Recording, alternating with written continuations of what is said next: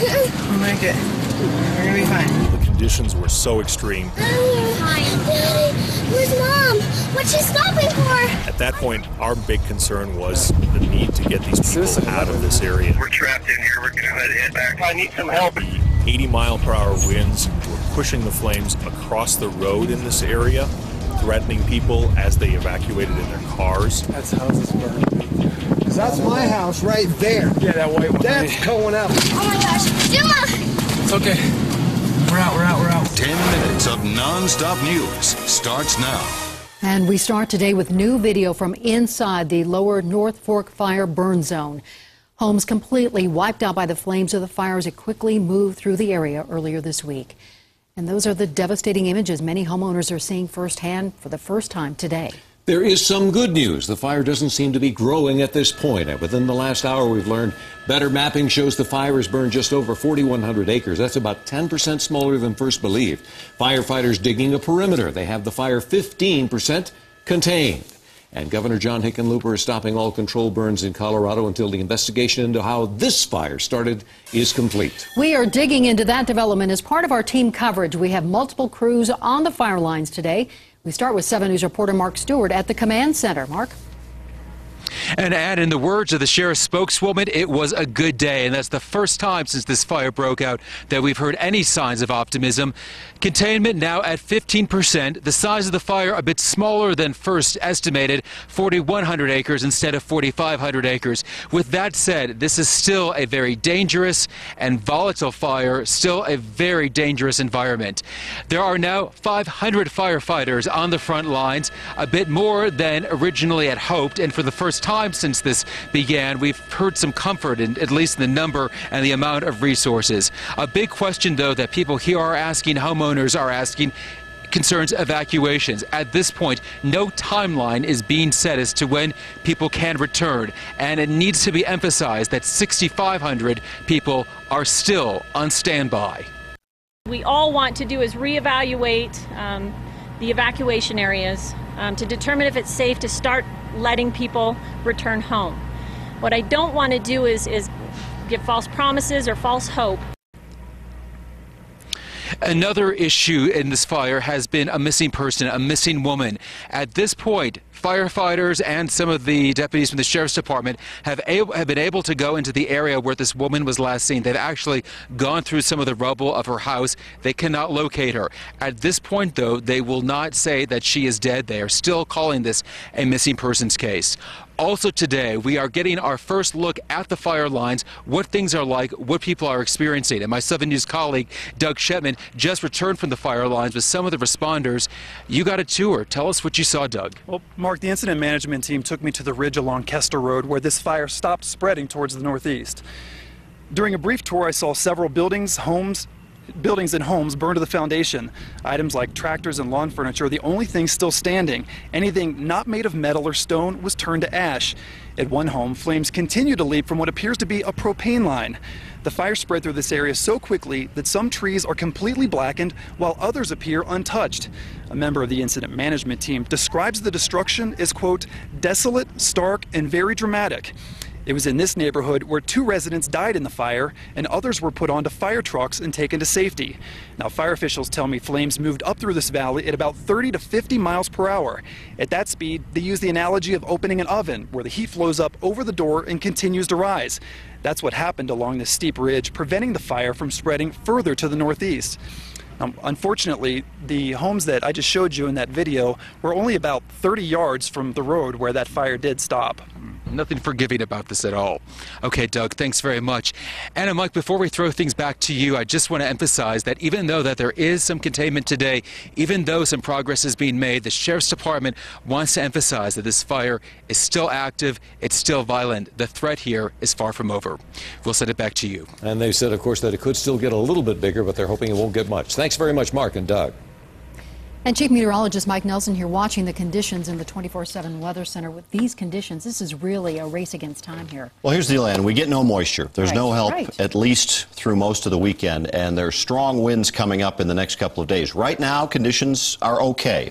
Ideally, we'd love to see a big wet storm. That's not going to happen, but at least the temperatures have been cooler today. The humidities have been higher, not high, but not the single-digit humidities we saw just a couple of days ago, but even these are really very, very low. Winds have been the benefit today. We haven't seen a lot of it. These are 5-minute averages in the area. We're talking 5 to 10 miles per hour, and the gusts maybe double that, anywhere from 10 to about 20 miles per hour. Wind directions has been a little variable, and you'll certainly see that with rough terrain anyway. Here's the forecast into the evening hours. You'll see those winds primarily coming in from a southwesterly direction through early tomorrow morning. They may lay down a little bit in the early morning hours. This is at 7 a.m. tomorrow, and then during the day we'll see those winds become a little more variable in direction, mostly westerly off the higher terrain, but at the surface more northerly as a weak weather disturbance moves through the area.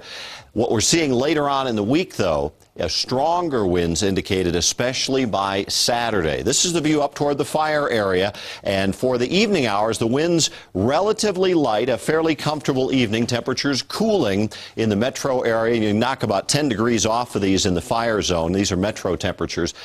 Biggest concern is Saturday. I'll talk about that in more detail in a few more minutes. Mike and Ann. Thank you, Mike. Right now, evacuated homeowners are meeting with officials to discuss when they will be allowed back to see their homes. 7 News reporter Tyler Lopez outside that meeting at West Jefferson Middle School in Conifer. Tyler, some very anxious homeowners there. You can see a spring in their step, Mike. They're all heading into this conference right now. We just talked with federal fire management officials. They told us the fire behavior today was good. It was not extreme. A lot of folks going in with smiles on their faces. They seem to be happy. We've been breaking some of the news to them here in the parking lot that firefighters are saying they had a good day. Once we tell them that, we tell them there's some containment. There could be some hope. Here's how one of those evacuees reacted. They don't have all the answers to everybody's questions, but that's because they simply don't know. So they really have been trying very hard to keep us informed. I'm quite pleased, actually. As they reevaluate the evacuation, what kind of hope does that give you, if any? Well, I hope I can go back home. that's it. If we can, great. If we can't, well, we'll wait. Well, we'll wait. Heard that several times. Very understanding gentleman there. He told me he's been through 2 different fires in Southern California where the flames got within 2 miles of his home. He said he never got half the information there that he's been getting on this fire. So while we have had some frustration, a lot of folks tonight also telling us they think the Sheriff's Department and others have been informing them quite well. A lot of them hoping this will be the last night they won't be in their own homes. This is the shelter, and they're hoping this will be hopefully the last time. But again, as you heard the spokeswoman say earlier today, no guarantees. They're just reevaluating the evacuation process. Right. Live at West Jefferson Middle School, Tyler Lopez, 7 News. No promises into going back till it's safe. Thank you, Tyler. The bodies of Sam and Linda Lucas were found here at their Jefferson County home yesterday. The couple in their 70s, longtime residents of the community. 7 News reporter Russell Haythorne is live in Conifer. Russell, you obtained new video showing just how difficult it was for anyone trying to escape the flames. Yeah, and this fire blew up so fast it caught dozens off guard, families, visitors, and even some first responders. Hey, that is very ominous looking out there. The Gulich family then starts to make their move, driving out of the forest as the fire roars around them. Daddy. We'll make it. We're gonna be fine. Daddy, where's Mom? What's she stopping for? The video shows the family's terrifying escape from a fire that blew up within a matter of minutes. There it is, right here, right here. Oh my gosh. Zuma! It's okay. We're out. This highlights poor visibility and just how difficult it was to see anything. So difficult, in fact, we learned today deputies could not access the road to this home where Sam and Linda Lucas perished in the fire because by the time deputies arrived, smoke and flames had engulfed the road. As our deputies were working the roadways to get down toward that area, they were overcome by fire and could not make it down that roadway. And we learned today a total of 4 deputies were at one time trapped as the fire raged out of control. I'm stuck in my vehicle. I'm at about 13.585 Cooster, and there's fire all over. And some good news coming out of that news conference about an hour ago. If you are an evacuee and you have not been contacted by the Sheriff's Department, your home is okay. All of those who lost their homes have been in contact already with the Sheriff's Department. Live in Jefferson County, Russell Haythorne, 7 News. Very heartbreaking to listen to those kids. Thank you, Russell. There are many things that you can do to help the fire victims. For more information about what is needed and how you can donate, log on to thedenverchannel.com. Just go to the fire story on our homepage. We also have new developments today concerning controlled burns in Colorado. Now, it was this controlled burn in Jefferson County last Thursday that reignited and caused the lower North Fork fire. Now, Governor John Hickenlooper is putting a stop to all prescribed burns on state land until the lower North Fork fire investigation is complete. 7 News reporter Marshall Zellinger continues to investigate this. And Marshall, you found at least 5 other controlled burns that got out of control within the last year. Mike, in one of those controlled burns, 44 homes had to evacuate. No one was injured and no homes destroyed. Tonight, we continue to dig into controlled burns and what went wrong at Lower North Fork. This smoke is from Thursday, a prescribed burn which started a day earlier in the Lower North Fork area. It was put out, but as 7 News reported last night, the deputy state forester admits it reignited Monday, starting the deadly fire. Did the Colorado State Forest Service cause the Lower North Fork fire?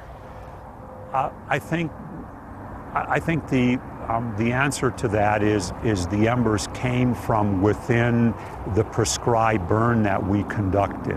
And 1 hour ago, an apology. This is heartbreaking and we're sorry. It's not the first time a controlled burn ended up out of control. We checked, and over the last year, it's happened at least 5 times. On March 13th, this planned burn at the Cobb Lake State Wildlife Area in Larimer County ended up charring 300 acres. Last June, thick black smoke rose from a Sterling junkyard. 44 homes had to evacuate and a highway temporarily closed.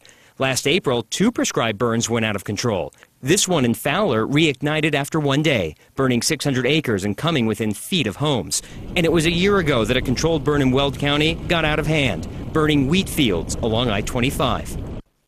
In that news briefing at 4 p.m., an angry homeowner asked the deputy state forester if he would have prescribed the burn near his own home. Hear from that homeowner tonight at 10. Reporting live, Marshall Zellinger, 7 News. Feelings are running strong, and you can imagine why. Thank you, Marshall. New details about the lower North Fork fire, of course, are constantly breaking. So for the very latest information, you can log on to thedenverchannel.com, or you can follow us on Facebook or Twitter.